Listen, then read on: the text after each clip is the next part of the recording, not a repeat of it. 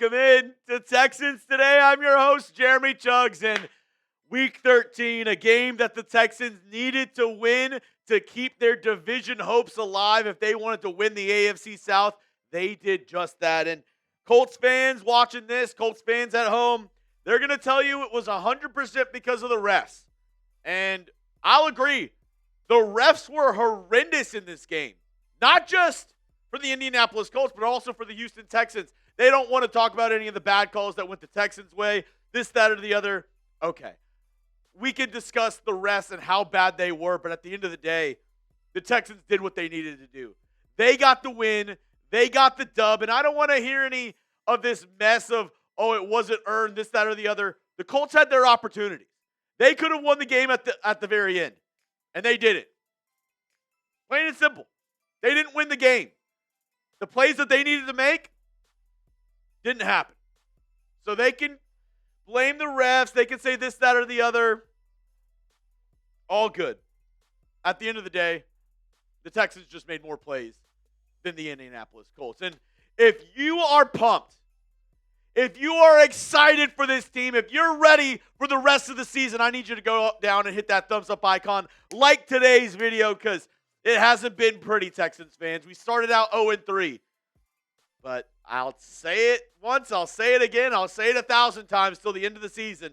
The only team since the year 2000 to start off 0-3 and make the playoffs, that was the Houston Texans back in 2018. So why not again? Why not again? And maybe even come back and win this division. Why not?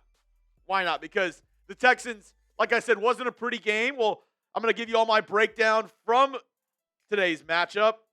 But at the end of the day, they got it done. The defense stepped up when they needed to. And they made the plays to win this game. Let's go over my takeaways versus Indy. First up, we got to talk about it, CJ Stroud. It was an up and down game. And I've been a, staunch supporter of Stroud. I came out earlier this week and said he's going to have, a revival game, a game where he's going to show everybody, show all the haters wrong. Well, he didn't have that. 22 of 35, 276 yards, 0 touchdowns, 1 interception. I will say he made some big plays down the stretch. I remember there was that one throw to the side, absolutely got darted in the second half, just absolutely hit him in the chest, threw an absolute seed to Nico Collins. Caught it at around like the 50-yard line. He made some big plays. First half, he also made some really bad throws. And is that shaking off the rust? Is that just him getting back into the flow of things? This, that, or the other. I did think there was some questionable play calling here and there from Nick Caley. But overall, I was really happy with CJ Stroud. Not a great, I mean, if I was going to grade it, I'd probably give it a C. But he kept his head up. He kept his team in it. And at the end of the day, the only thing that matters is getting a dub, getting that win. And that's what Stroud did. That's what this team did. They got the win they desperately needed. Now, let me know down in the comments section because I know there's a lot of different opinions with this. I know there's still the put Davis Mills in crowd. Let me know your confidence level in CJ Stroud moving forward this season. I'm at an 8. I know it was a rough start to this game. The Colts have a really good defense. And CJ Stroud, he missed on some throws here and there. But his movement in the pocket, there was a couple sacks that he took that were very questionable. But overall, his movement in the pocket, I thought, looked really good. I thought he made some very high-level throws and made some easy throws that, he sailed on them, a couple, including that pick early in the game. But moving forward, I still have confidence in CJ Stroud to turn it around and still lead this Texans team to some victories on the back half of this season. Let me know your thoughts down below in the comment section. 1, you have no confidence at all. 10, you're the most confident in the world for CJ Stroud. Let me know your thoughts down below in the comment section. Next up, we got to talk about this. The run blocking was horrific in this game. And it's not just the offensive line. I felt like, towards the end of the game, Woody Marks got a clutch first down. They needed that desperately to win the game. And, Woody Marks stopped. It looked like he was stopped 2 yards after the line of scrimmage. Put a hand on the ground, was able to dive forward, get a first down. Very heady play by Woody Marks. But the O-line, the tight ends, Cade Stover, they were not giving Nick Chubb, Woody Marks any running lane in this game. I mean, until the very end, you look at it. Nick Chubb, 9 carries, 34 yards. He did have that touchdown, averaging 3.8 yards per carry. And Woody Marks, they didn't go away from him. 19 carries, but only 64 yards, 3.4 yards per carry. And that's including some big runs that he had. So a lot of the runs that we saw from Woody Marks today, he was stopped behind the line of scrimmage, maybe a gain of 1. The run blocking needs some improvement. And D'Amico called it out. He said it earlier this week leading up to the game. He said, this run blocking must improve. I have the quote right here. This is what D'Amico Ryans said ahead of this game, talking about the offensive line. For our offensive line, the rushing game, we have to stay connected in our blocks. I think when we have double teams, we're coming off at the second level. We stay connected and we finish our blocks with the right mindset. We will have good running lanes. We didn't see that today. D'Amico pointed it out. He said, this is a problem, and we didn't get a solution. I thought Trent Brown had multiple plays where he whiffed on run blocks. Overall, the interior, we didn't get a great push. Ingram had a couple of nice pancake blocks, but overall, I feel like we don't have that interior rush. We almost lost the game because we couldn't get a yard on a couple tush pushes, which, funny enough, it actually leads me until the next part, my next takeaway from this game. And I think Nick Caley is watching Texans today. Call me crazy, but I think Nick Caley is watching Texans today. And you might ask, well, why, Jeremy? Why do you think Nick Caley watches your show, watches Texans today? Well, in my preview of this game, I highlighted the Texans need to score in the red zone. And I said these were the things that we should try. Going Wildcat. We did that. It was a penalty on the play. Our left tackle wasn't covered. It was a good run. I would like to see a little bit more Wildcat in some of those opportunities. The tush push with the fullback or tight end. We did it with Stover. It worked until it didn't. Design better pick plays. Let Nico eat one-on-one. Not as much on there, but my top 2, I don't know. You tell me. Does Nick Caley watch Texans today? It seems like it. And I'm glad he's evolving. I'm glad he's trying to, give different nuances into this offense, add different formations, add different plays. And, I'm really glad that he tried some of these things out. Because it's infuriating for Texans fans when you're at, the 1 yard line, 2 yard line, you can't get it.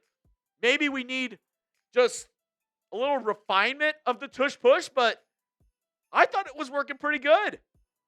And if Cade Stover's there, if they work on maybe a hard count with the tush push, that was the only thing that really stopped you on that, those second chances on the 3rd and short, the 4th and short where you didn't get it. If you would have hard counted there, the Colts would 1,000% have jumped. 1,000%. So just another wrinkle to add on, but I'm glad they're at least trying those things for those short yardage situations. Now, coming up, I have a couple more takeaways, but special deal for y'all till Cyber Monday, $30 off. All you got to do, go to chatsports.com/Texans jerseys. On sale right now, $30 off. Maybe some of the best deals of the year. So whether you need a C.J. Stroud, a Will Anderson jersey, maybe you want a Jalen Petrie jersey, maybe you need a Derek Stingley jersey, who we'll talk about him in just a moment. They're all $30 off. Right now, all you got to do, go to chatsports.com/Texans jerseys. That link will be in the comment section and description of today's show. Next up, the linebacker stepped up big time. Al Shire, he got hurt towards the end of the game, was able to come back. But I thought what they did in this game, and, really the testament to them is when you look on the other side, Jonathan Taylor, 85 yards, the NFL's leading rusher.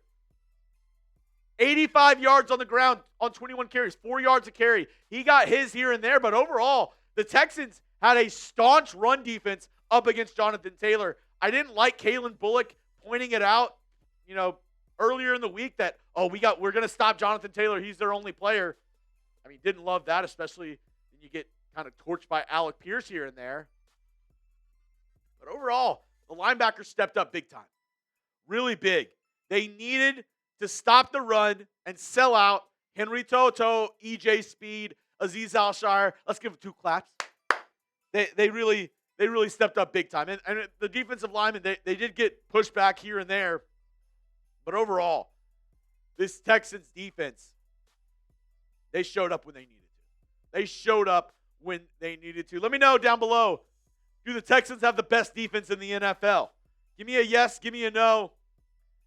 I'd be hard-pressed to say no, right? Like, this Texans defense is special. I'd probably put them as the top defense in the NFL myself. Let me know your thoughts down below. And the last one, Stingley. Absolute lockdown. And you're probably thinking to yourself, Jeremy, did I hear Stingley's name? Did he even play today? Well, when you're a corner, the best thing that can happen is this right here. Zeros. He had 1 PBU on that 4th down to seal it for this Texans defense. 1 PBU. Besides that, no tackles, nothing his way. He completely shut down one side of the field. How many times did you see them throw Stingley's way besides that last play of the game for the Colts offense? None. They were terrified of 24. They did not want to throw it his way. Float like a butterfly, and he's stinging like a bee. Because Stingley essentially turned the field into half of the field. That's all you had to worry about. And somehow the Texans were still letting Alec Pierce run 20 yards downfield. That's neither here nor there. They stepped up big time when they needed to. But man, Stingley, it's going to, a lot of people will kind of overlook it and say, oh yeah, I don't think he'll get discussed as much this week, but man, Stingley is special, man.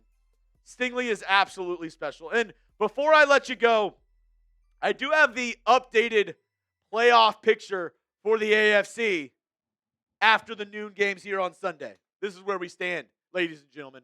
The Texans at 7-5, right behind the Chargers and right behind the Buffalo Bills. Hopefully the Raiders, hopefully the Steelers can pull out some dubs. But, massive for this Texans team. They are the first team right in the hunt right there. And the Colts now drop out of the division lead. The Jags overtake them as the AFC South leaders right now. And if you're a Texans fan, you got to be pumped, right? You got to be pumped for this team moving forward. And speaking of moving forward, I need y'all to stay tuned because we got some massive games in the pipeline. Next week, Sunday Night Football against the Kansas City Chiefs. Then you play the Cardinals, you play at home against the Raiders, you play the Chargers, and then you play the Colts once again. There's a lot of winnable games here. You got to win right here, probably right here. That could set you up here. Week 14, it's in Kansas City. It's Sunday Night Football. It's a total crapshoot with that one. It's Patrick Mahomes and the Chiefs. And they need a win desperately because you probably didn't see them in that playoff graphic after losing on Thanksgiving. So they're going to be a hungry football team. But the next 5 weeks, it's going to decide the Texans' fate going into the playoffs. So make sure you subscribe. Make sure you're tuned in because we'll be live for all these games and hopefully for some Texans playoff games.